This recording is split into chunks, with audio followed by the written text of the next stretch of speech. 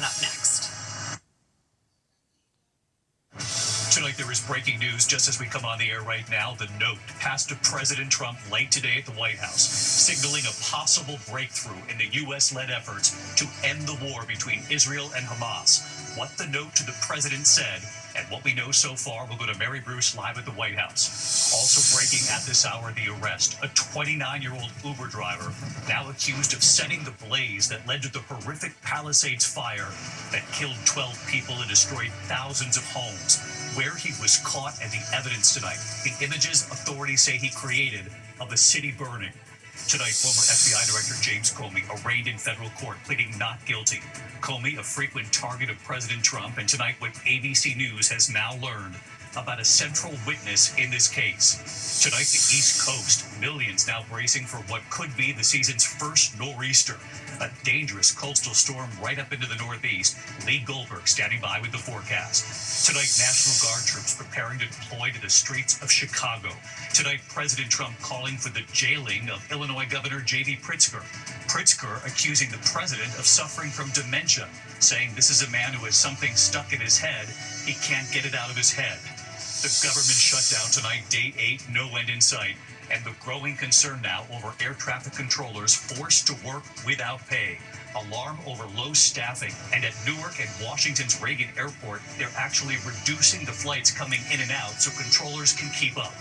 The arrest tonight after 5 months on the run, convicted of double murder. The last of the 10 escapees to break free in New Orleans, found several states away to standoff. Authorities using gas canisters to flush him out of the house. Tonight, the first American Pope, Pope Leo, of course, and who he welcomed from the U.S. at the Vatican. It was a thrill for these children.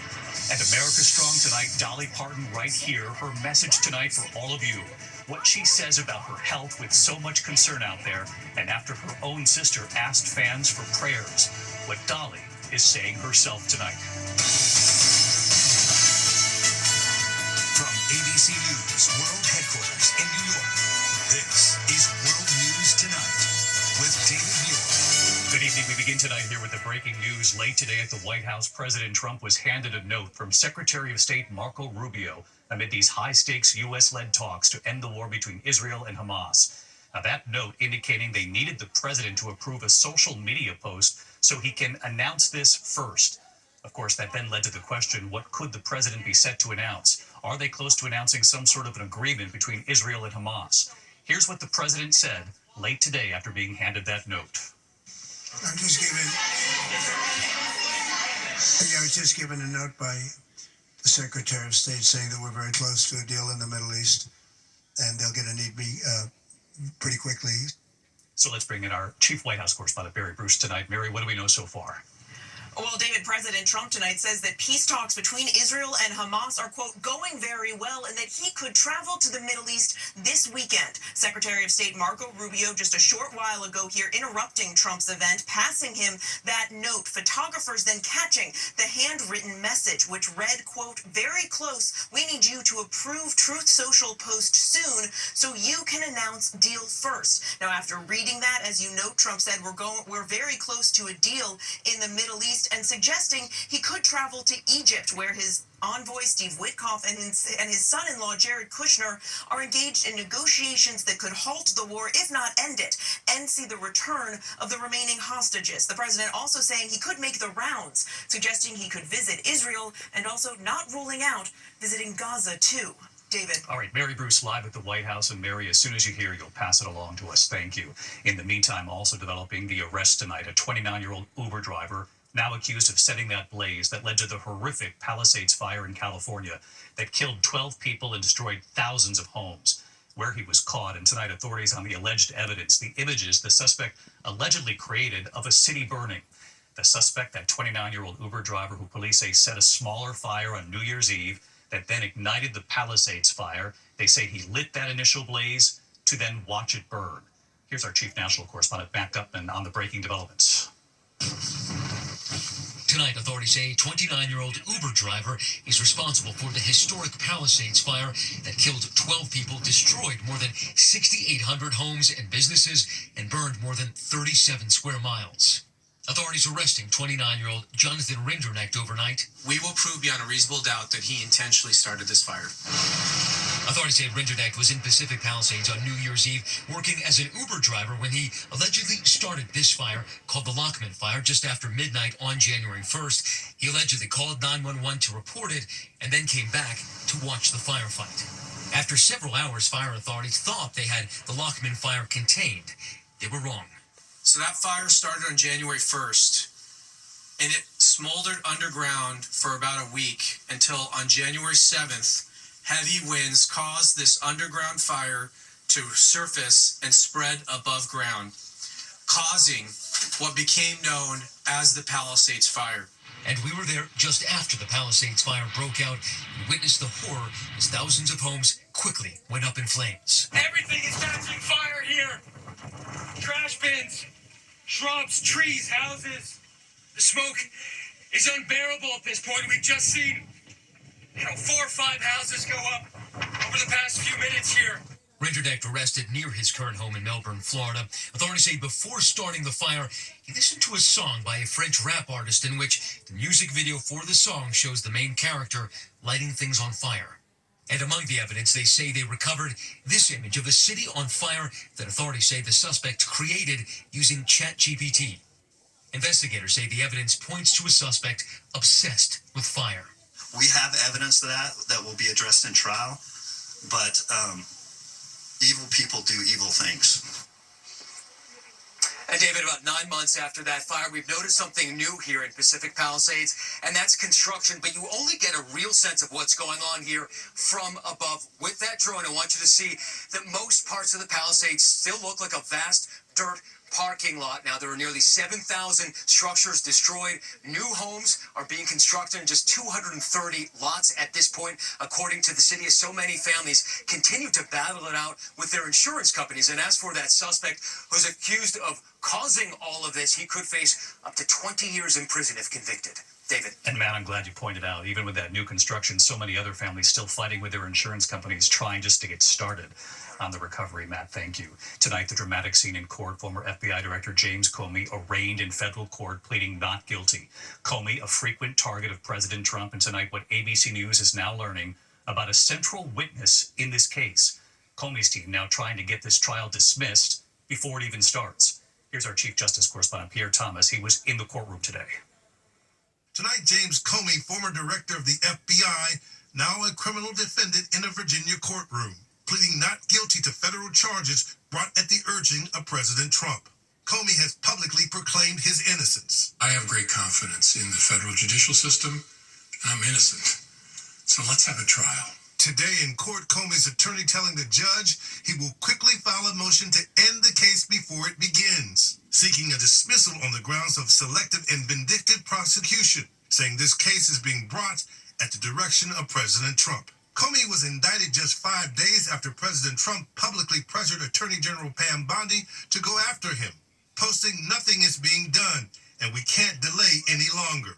24 hours ago, Bondi was asked about that message. Do you consider that a directive to the Justice Department? Senator Klobuchar, President Trump is the most transparent president in American history. And I don't think he said anything that he hasn't said for years. The former FBI chief now charged with lying to Congress and obstructing a congressional proceeding by testifying he did not authorize leaks to reporters. Sources tell us the Justice Department will allege Comey had in fact allowed a friend, law professor Daniel Richman, to leak information. This, although sources say prosecutors had previously determined Richman would be a problematic witness who would present likely insurmountable problems for their case. That's because Richman told them Comey had actually urged him not to engage with the media and not to share information, according to sources. Still, President Trump insisted the case go forward anyway. He removed the U.S. attorney in charge, replacing him with one of Trump's own personal attorneys, Lindsay Halligan, who has no prosecutorial experience, saying Halligan would get things moving. Comey's attorney told the judge today he will argue that U.S. Attorney Halligan was illegally appointed and that this is also grounds for dismissing the case. Again, sources telling us a key witness could be problematic. If the case does go to trial, the judge scheduled it to start soon on January 5th. David? And you'll be following it. Pierre Thomas in Washington, thank you. Tonight, millions in the East are now bracing for what could be the first nor'easter of the season, a potentially dangerous coastal storm moving in and right into the Northeast. Let's get to WABC Chief Meteorologist Lee Goldberg with what could be brewing and when it could hit. Hey, Lee. Hey, David, definitely growing concern for this potential coastal low. The building blocks for this storm are still coming together. It hasn't formed yet. But now we're getting more consensus from our weather charts that low pressure will be in the northwest Bahamas on Friday, bringing soaking rains and winds to the southeast coast. And then it makes a very slow move up. The coast could arrive in the northeast by the time we get to Sunday. But if it sticks around and it's strong, you're talking about heavy rain, gusty winds, even significant coastal flooding and beach erosion. That could last Sunday through even part of Tuesday in the northeast. Leading up to that, we got the coolest air since May here in New York, struggling to 60 tomorrow. All that record warmth from the Great Lakes into the Northeast turns into mornings in the 30s and 40s the next 2 days. David? Lee Goldberg back with us tonight. Lee, thank you. Tonight, National Guard troops are preparing to deploy to the streets of Chicago as the war of words between President Trump and Illinois' governor escalates. President Trump calling for the jailing now of Illinois Governor J.B. Pritzker. Pritzker saying President Trump has dementia and has something stuck in his head and he can't get it out of his head, calling President Trump's move an unconstitutional invasion. Alex Perez in Chicago.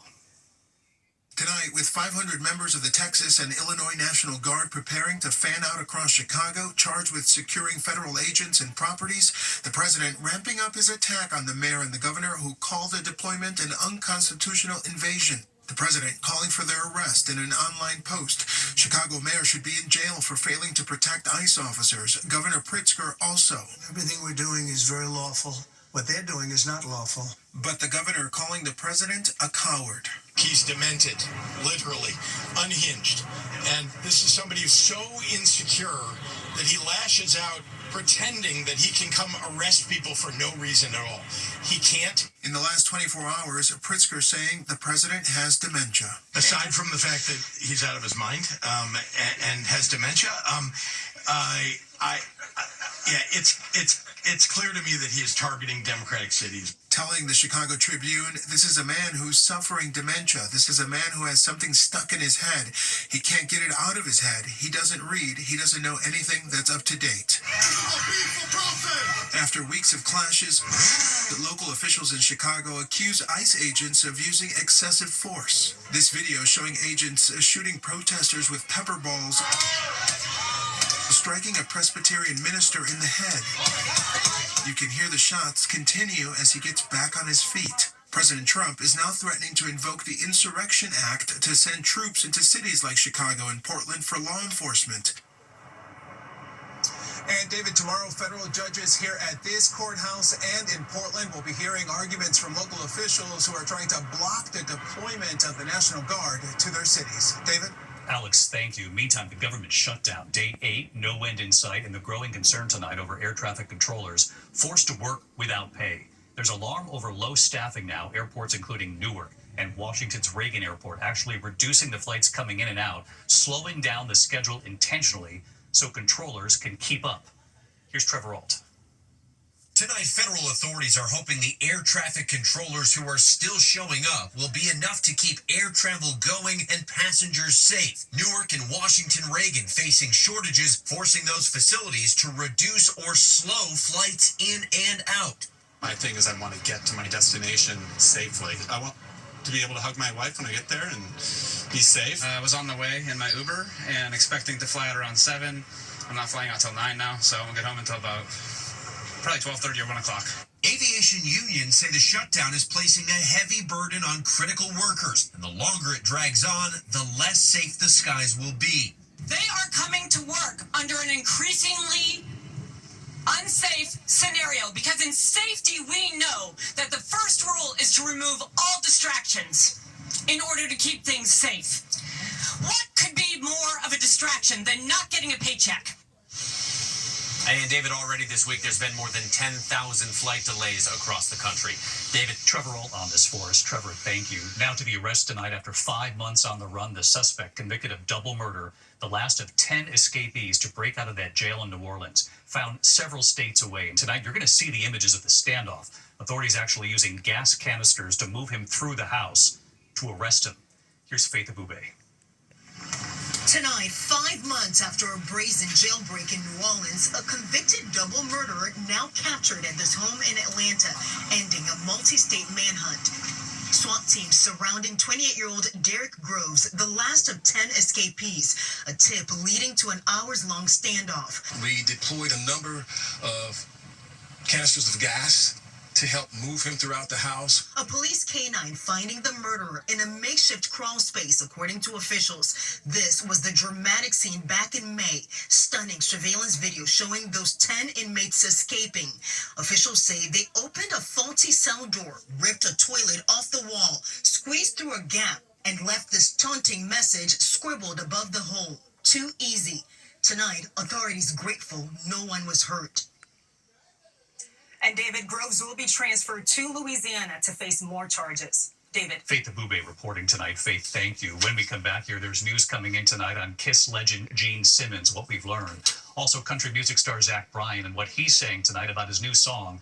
After critics say it takes aim at ICE here in the U.S., you'll hear the lyrics.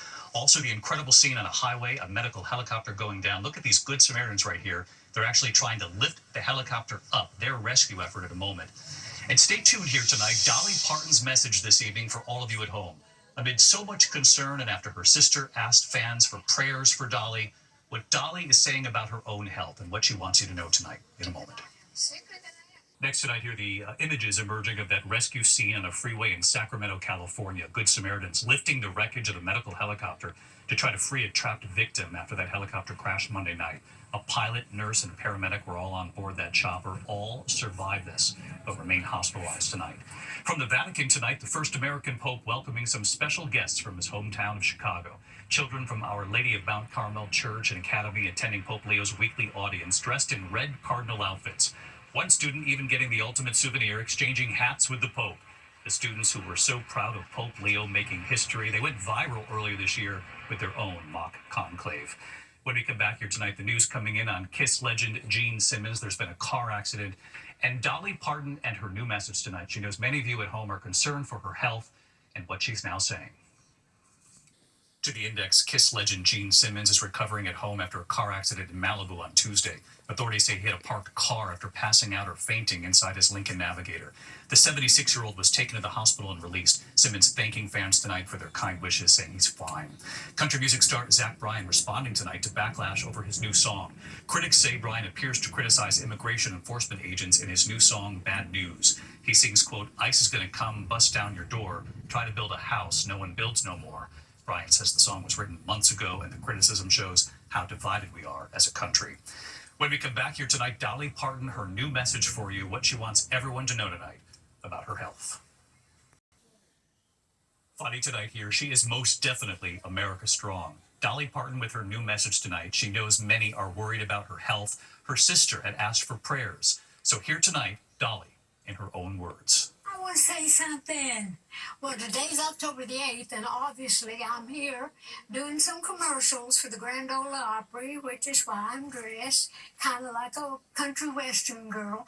But before I got started, I wanted to say, I know lately everybody thinks that I am sicker than I am. Do I look sick to you? I'm working hard here. Anyway, I wanted to put everybody's mind at ease, those of you that seem to be real concerned, which I appreciate. And I appreciate your prayers because I'm a person of faith. I can always use the prayers for anything and everything. But I want you to know that I'm okay. I've got some problems, as I mentioned, back when my husband Carl was very sick. That was for a long time, and then when he passed, I didn't take care of myself, so I let a lot of things go that I should have been taken care of. So anyway, when I got around to it, the doctor said, we need to take care of this, we need to take care of that. Nothing major, but I did have to cancel some things so I could be closer to home, closer to Vanderbilt, you know, where I'm kind of having a few treatments here and there. But I wanted you to know that I'm not dying, but I figured if you heard it from me, you'd know that I was okay. So anyhow, that's what I wanted to say, and I'm not ready to die yet. I don't think God is through with me, and I ain't done working. So I love you for caring, and keep praying for me. We most certainly will, Dolly. We're all rooting for you. We should note tonight that President Trump has just announced Israel and Hamas have both signed off on the first phase of the peace plan. He says this means all of the hostages will be released very soon. More on GMA in the morning. Good night.